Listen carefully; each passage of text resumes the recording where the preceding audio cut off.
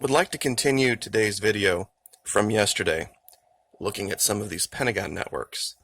We're going to focus today on one specific line that goes all the way around the globe. Straight line, and there are 7 or 8 locations that it would be statistically impossible to draw a line all the way around 27,000 miles and hit all of these locations, especially given the size of some of them. We're going to start in the Yucatan. Now, one of the very first places that I came across after I found the Pentagon in Brazil was this one in the Yucatan. And I've left the marker off of it, the one that I usually draw around these Pentagons, just so people can see this for themselves without any suggestion from me. For some reason, out in the middle of nowhere, in the Yucatan Peninsula. And this is jungle like no other out here, guys. I was stationed down here, not specifically in the Yucatan, but in South America. These jungles are just impassable and ancient. We're not talking things that you could clear with a handheld machete. This is some thick, incredibly dense bush. And to see a giant region like this, just for some reason, have trees that grow differently. The color of the leaves, whatever the energy is just beyond my comprehension how you could have a natural explanation for this. So we're going to head off here to, I guess, what you would call northeast. And we're going to end up someplace very strange. Now, there's some strange places that continue on here through the peninsula, but it cuts right through almost Cancun, the southern part of it. And a lot of these lines I'm noticing cut through major cities in the world. Our next stop is someplace we were at before. Now, this was a video that I did about a week or two ago, and for some strange reason, in these 4 locations down here in the glades, something is emerging from underneath the swamp in very predictable patterns. Now, this line just goes through the region. There are some very strange shapes that don't look natural. Like, for example, up here, when I see all of this 90-degree stuff. Here, here, and plus all of these equidistant lines. We covered that. But it gets better. As we continue through, we cut once again almost right through downtown Miami. That's a curiosity, but what I'm going to show you next probably is going to blow your mind. Who remembers the big hurricane last year that stopped? Literally stopped, came to a dead stop over the Freeport in the Bahamas and just sat there for nearly 2 days as if some magical energy force had just frozen it in place. Now, they tried to explain it with winds and all this kind of stuff, but seen a lot of hurricanes come and go, never seen one just stop on a dime and just hover like that one did. And very strangely enough, I want to show you something on the seafloor. This is literally right where the eye was. I'd never seen this before. I have no earthly explanation for what this is. But once again, 1, 2, 3, 4, 5 sides. And this could be very skewed because of the imagery through the water. If that were all we're going to show you today, that would probably be enough. But as this line continues across over to Europe, it comes through the Bay of Biscay and comes ashore once again near one of the most major European cities, ancient cities, Bordeaux, in France.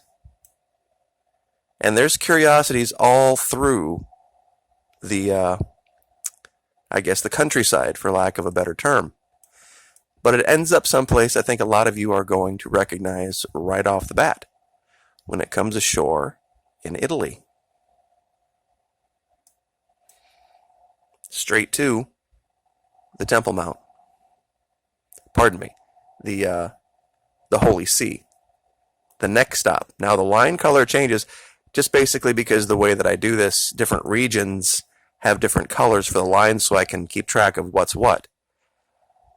But this straight line continues through Greece, across the Aegean Sea, and ends up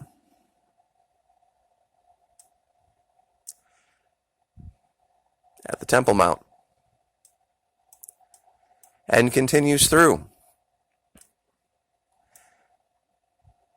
It goes across this desert, Saudi Arabia, near Riyadh, another major city. And then it hits this area just north of a city called Rawiyah. And for some strange reason, in 5 sides, the desert changes color out here.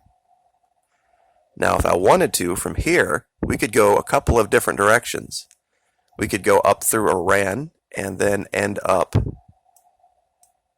all the way at this place called Yamalonenets, where there's a huge Pentagon structure. Or we could go through India, up through China, past Seoul, and end up in Tokyo. But we're going to stay on point. Now, this straight line goes all the way around and ends up intersecting here in New Zealand, where, strangely enough, in one of these dense forests in a shape of 5 sides, the forest has decided to just not grow with no explanation. And of course, if we continue that line past Brighton, major city in New Zealand, across the ocean, and I'll speed this up for you, there's all sorts of stuff along this path. It's kind of hard to see, but right here, there's a seamount that has 5 sides. That's just off a little bit. It goes right through this area called the Chatham Islands, which I'm not sure if many of you are aware. They're declaring that there's an 8th continent on the planet now, and called, I guess, Zealandia, that what we know as New Zealand is the highest point of. The vast majority of this new continent is submerged. So with lower sea levels in the past, like we've talked about, this would have been a very different area, and I'm sure there would have been more imagery to look at for the Chatham Islands. And as you go across the Pacific, you see structure after structure after structure. One of the stranger ones is up here. Now it has nothing to do with that line, but I thought I'd share it. 1, 2, 3, 4, 5 sides.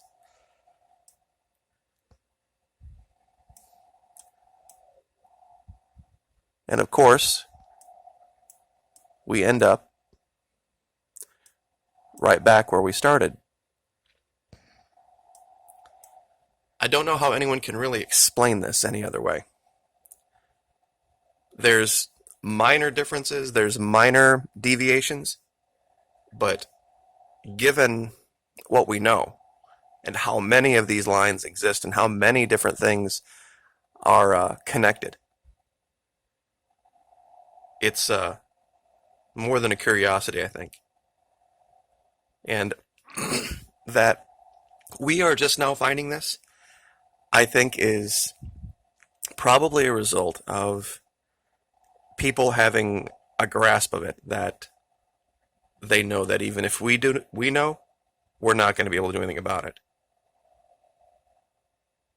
I don't think it's any accident that our military building, the, I guess, center of military force of the quote-unquote free world, is created in this exact shape, unlike any other building that had been built before. Can somebody tell me about any giant structure built with 5 sides prior to the Pentagon? Or why it was built that way? And why it also lines up with the Pentagon in Brazil, where it's cleared out in the exact same shape of the interior Pentagon of our Pentagon. Anyway, I will leave that there, but probably the strangest of all of the things on this line has to be this area here. What is this on the seafloor in the Bahamas? Like, share, subscribe.